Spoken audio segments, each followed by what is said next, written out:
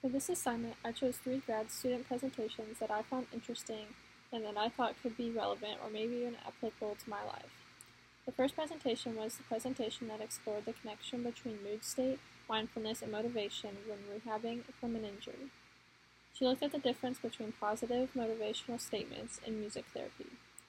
She chose 10 songs that had a variety of genres but that had 140 beats per minute.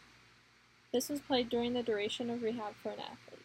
She then compared to reading through a recording 10 different positive statements. In the end, she found that the music therapy was more beneficial when looking at mood state, mindfulness, and motivation. Her reasoning for doing the study was the lack of attention that is given to the mental status of an injured athlete.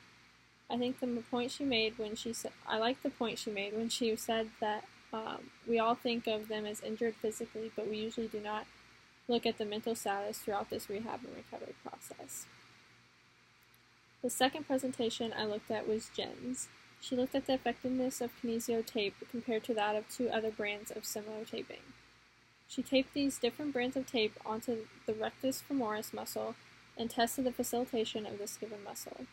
To test this facilitation, she would have the participants perform 5 squats before being hooked up to an SEMG, which is similar to STEM, though gives different data, and it'll give the data on the facilitation of the muscle. In the end, she found no difference between the tape brands, though her hypothesis leading into the study was that kinesio tape, due to the name and claims made by the brand, would outperform the other 2 brands. A third presentation I looked at was Ellen's, where she talked about the prevalence of anxiety and depression among student athletes. To explore this, she sent out a survey to all Manchester athletes. She got 26% of athletes to respond. Of this population, 10.26% of the athletes were strongly recommended for referral for MDD or major depressive disorder. This is just slightly lower than the national average of 10.9%, but we talked about how the survey may not have hit all the student athletes who suffer from depression, or they may not have chosen to respond due to not being wanted to be sought out for their depression.